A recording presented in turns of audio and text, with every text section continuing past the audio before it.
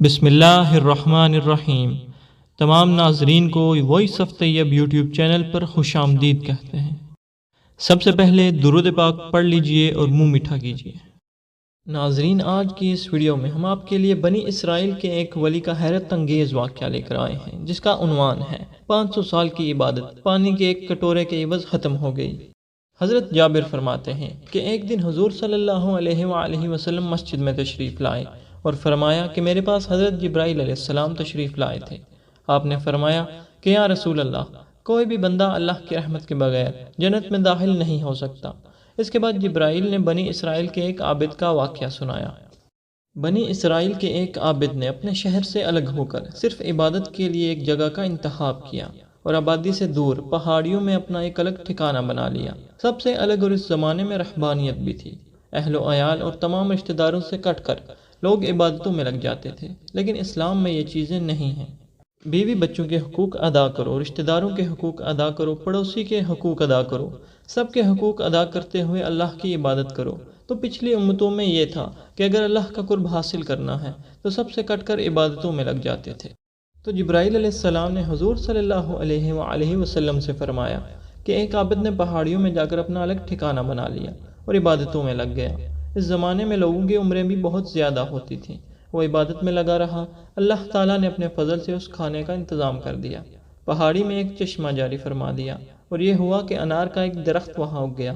جب یہ شخص عبادت سے فارغ ہوتا تو درخت سے ایک انار لیتا اور چشمے سے پانی پی کر پھر عبادت میں لگ جاتا۔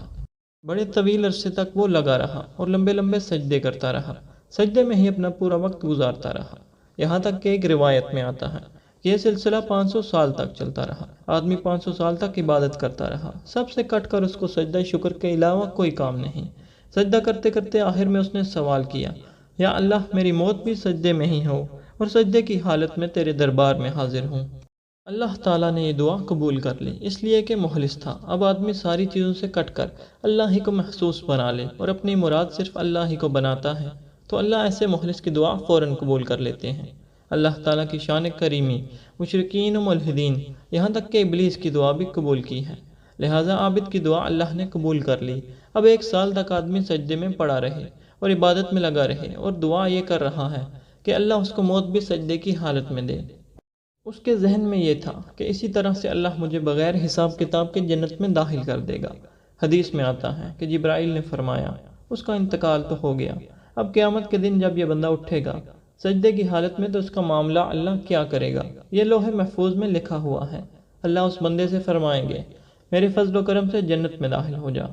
بندہ مخلص ہے مگر یہ بشر کہے گا، اللہ میرے فضل سے مجھے بخشے گا، میری عبادت کا کوئی صلہ نہیں۔ اس کی نظر اس کی عبادت پر گئی، حالانکہ کسی بندے کو اپنی عبادت، اپنی نیکی پر نظر نہیں رکھنی چاہیے۔ عبادت تو کرے مگر یہ سوچے کہ عبادت کا ہو جانا یہ توفیق الہی ہے، اس لیے کہ بغیر توفیق الہی کے کچھ بھی نہیں۔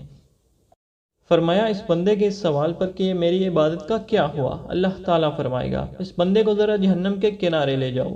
حدیث میں آتا ہے کہ جہنم کے بھاپ سے اس کا پورا بدن سوکھ جائے گا، پیاس شروع ہو جائے گی، بے انتہا پیاس ہوگی، پیاس سے اس کا حلق سوکھ کر کانٹا ہو جائے گا، وہ پانی کے لیے چلائے گا۔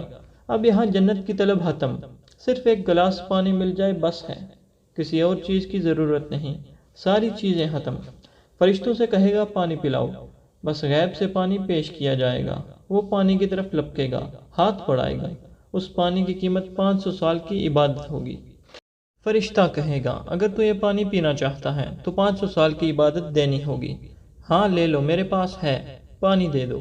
اب وہ 500 سال کی عبادت دے کر پانی حاصل کرے گا۔ اب اس کے پاس کیا رہ گیا؟ کچھ بھی نہیں، جو تھا وہ ختم ہو گیا۔ اب اللہ تعالیٰ کی طرف سے سوال ہوگا کہ تیری جو 500 سال کی عبادت تھی وہ پانی کے ایک گلاس کے عوض ختم ہو گئی، اور جو تو نے ہمارے انار کھائے، چشمے کا پانی پیا، اس کا کیا ہوگا، اس کا کیا حق تو ادا کرے گا؟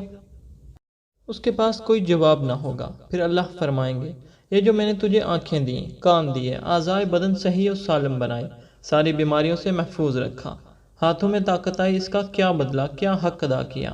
اب یہ شخص پریشان ہے، بے سر و سامان ہے، اس لیے کہ جو تھا وہ چلا گیا۔ عبادت کا اس نے صلہ پوچھا، وہ ختم ہو گیا۔ اس نے سمجھا تھا کہ عبادت کا انبار ہے، لیکن وہ عبادت تو صرف ایک گلاس پانی کی نظر ہو گئی۔ یہ جو اپنے فضل سے اللہ ہم کو نوازتے ہیں، اس کا کوئی حق ہم سے ادا نہیں ہوتا، یہ محض اس کے فضل سے ہو رہا ہے۔ ان کی رحمت و فضل و کرم سے ہم کھاتے پیتے ہیں، سوتے جاگتے ہیں۔ کتنے لوگ ایسے ہیں جن کو زبان نہیں، کتنے لوگوں کو پیٹ کی تکلیف ہے، کچھ کھا نہیں سکتے۔ تو یہ نعمتیں جو اللہ کا اپنے بندوں کو دینا اور بندوں کا استعمال کرنا ہے، یہ محض اس کا فضل ہے۔ اب اتنی عبادت کرنے کے بعد بے سر و سامان رہ جائے گا۔ حق تعالی شانہ کی طرف سے بارہا سوال ہوگا، بول کیا حق ہے، کیا دیتا ہے؟ اب اس کی زبان سے ادا ہوگا، اے اللہ تو اپنے فضل و کرم سے مجھے جنت میں داخل فرما، میرے پاس کچھ بھی نہیں۔ تب حق تعالی شانہ فرمائیں گے، اب تو اپنے سیدھے راستے پر آیا ہے۔ ناظرین، ہم جتنی بھی عبادت کر لیں، اللہ کی دی ہوئی کسی ایک نعمت کا شکر بھی ادا نہیں کر سکتے۔ اس کے فضل و کرم کے آگے ہماری عبادات بالکل حقیر ہیں۔ تو ہمیں کبھی بھی اپنی عبادات پر فخر نہیں کرنا چاہیے، بلکہ ہمیشہ اس کے فضل و کرم کا طلبگار رہنا چاہیے۔ امید ہے آپ نے ہماری آج کی اس ویڈیو سے ضرور سبق سیکھا ہوگا۔ مزید اس طرح کی ویڈیوز کے لیے ہمارا چینل ضرور سبسکرائب کریں۔